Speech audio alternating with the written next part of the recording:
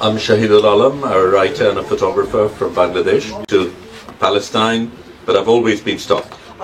আলমার উপর আক্রমণ হয়েছে, খানিকক্ষণ পরে ওখান থেকে সিগন্যালে থেমে গেল।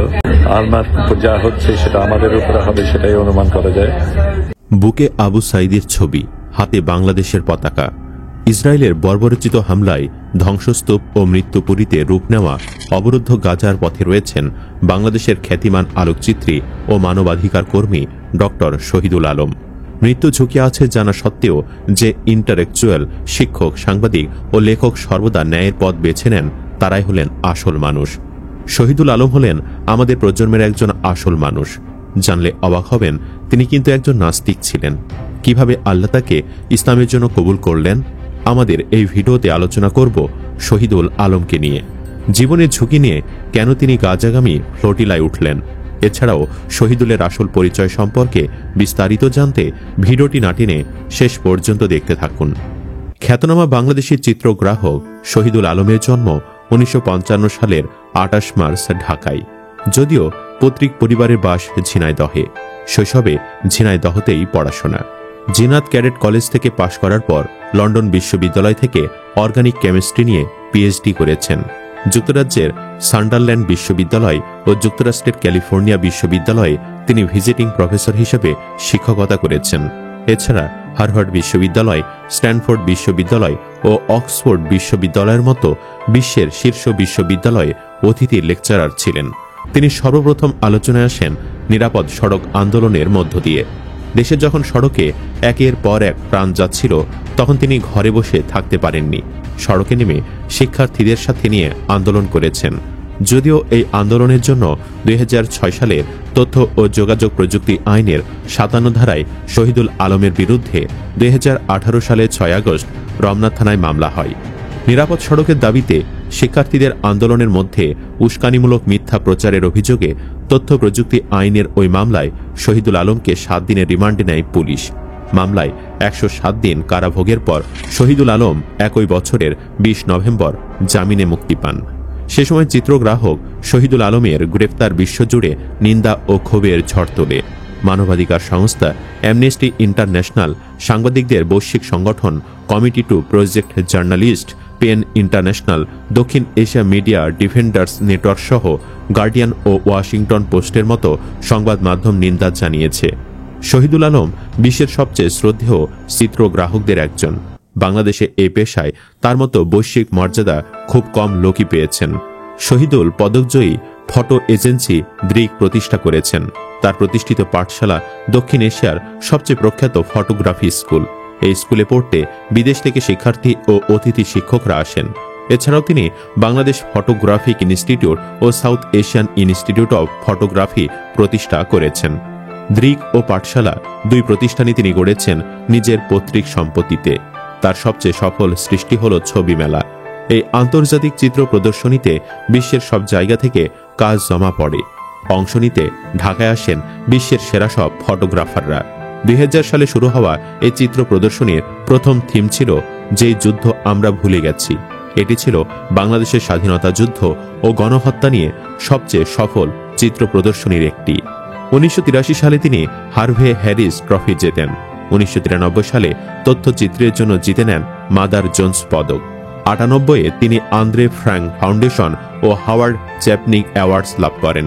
2014 সালে শিল্পকলা পদক ও 2017 সালে চীনের ডালি ইন্টারন্যাশনাল চিত্র প্রদর্শনীতে আজীবন সম্মাননা লাভ করেন। এই বছর তিনি পান লুসি ফাউন্ডেশন হিউম্যানিটেরিয়ান অ্যাওয়ার্ড। চিত্রগ্রাহক হওয়ার পাশাপাশি তিনি লেখক, কিউরেটর ও অ্যাক্টিভিস্ট।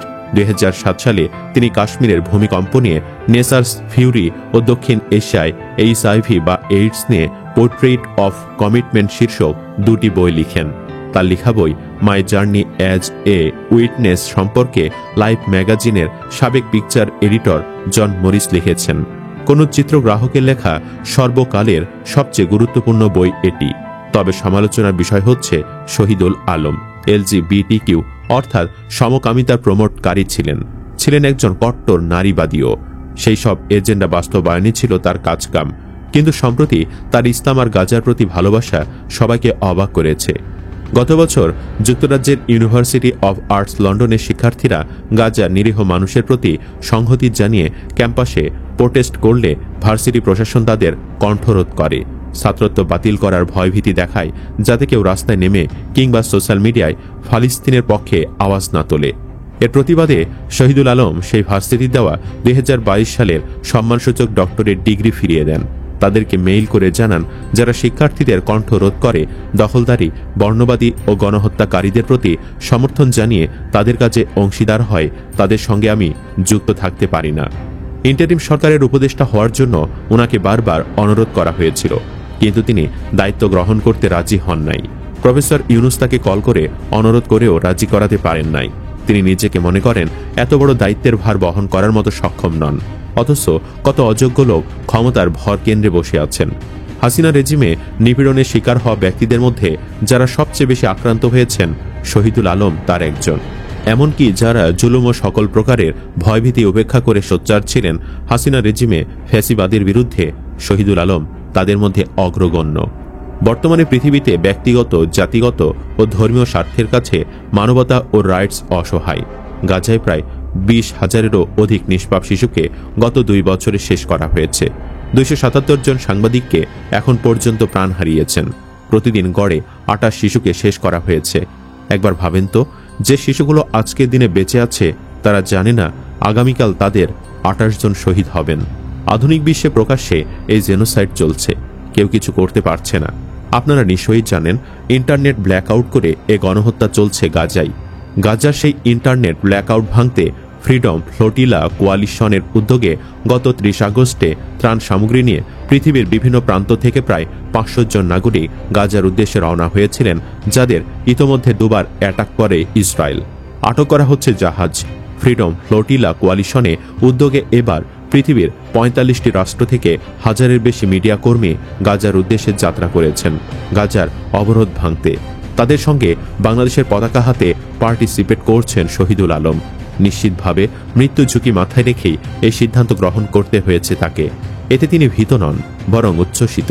ইতালির উদ্দেশ্যে রওনা হওয়ার আগে আজকে তার কথা থেকে বোঝা যায়, আমি যাচ্ছি বাংলাদেশের প্রথম একজন, কিন্তু আমি মনে করি বাংলাদেশের সকল মানুষের ভালোবাসা আমি সাথে নিয়ে যাচ্ছি। এই সংগ্রামে শুধু আমাদের থাকতে হবে না, এতে যদি আমরা পরাজিত হই তাহলে মানবজাতি পরাজিত হবে। শহীদুল আলমের সাহস ও এই দৃঢ়তা আমাদের অনুপ্রাণিত করছে। ওনার জন্য হৃদয় নিংড়ানো শ্রদ্ধা ও ভালোবাসা। মঙ্গলবার সেপ্টেম্বর 30, 2025 ইতালি থেকে রওনা করা ত্রাণবাহী নৌবহর গ্লোবাল সুমুদ ফ্লোটিলার বৃহত্তম জাহাজ কনসায়েন্সের অভিযাত্রী হয়েছেন শহীদুল আলম।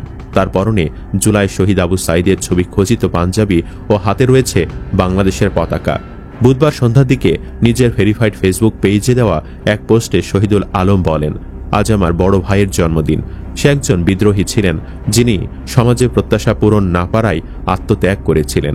তার মৃত্যু আমার জন্য দরজা খুলে দিয়েছে। আমি আমার বুকে আবু সাইদকে পরিধান করেছি, যিনি সশস্ত্র পুলিশের সামনে তার বুক উন্মুক্ত করে দিয়েছিল। 2024 সালে 16 জুলাই তাকে শেষ করা হয়, কিন্তু এটি শেখ হাসিনার পতনের আন্দোলনের মোড় ঘুরিয়ে দেয়। শহীদুল আলম আরও বলেন, ইতিহাসে যারা স্থিত অবস্থাকে চ্যালেঞ্জ জানিয়েছিলেন তারাই সবকিছু বদলে দিয়েছেন। আজ ফ্লোটিলা কনসায়েন্সে থাকা ব্যক্তিরা, ঢেউয়ের মধ্যে অগ্রভাগে থাকা নৌকার অন্যরা এবং বিশেষ করে যারা ফিলিস্তিনি জনগণের অধিকারের জন্য গাজায় তাদের জীবন ঝুঁকির মুখে ফেলেছেন, তারা ইসরায়েল এবং তার মিত্রদের গণহত্যামূলক কর্মকাণ্ডকে চ্যালেঞ্জ জানাচ্ছে। কিন্তু আমরা একা নই। বিশ্বজুড়ে কোটি কোটি মানুষ ইতিহাসের সঠিক পাশে দাঁড়িয়ে আছে। আমরা তাদের সম্মিলিত ক্ষোভের প্রতিনিধিত্ব করি। ফিলিস্তিনকে মুক্ত করার জন্য আমরা যা কিছু করতে পারি তা করব। ফিলিস্তিন স্বাধীন হবে ইনশাআল্লাহ। পরিশেষে আমরা দোয়া করি এই বীর সন্তানকে আল্লাহ যেন রক্ষা করেন, আমিন। চাইলে আপনিও কমেন্ট বক্সে আমিন লিখে যুক্ত হতে পারেন। ভিডিও ভালো লাগলে লাইক দিন এবং শেয়ার করুন, আর অবশ্যই চ্যানেলটি সাবস্ক্রাইব করুন। ধন্যবাদ।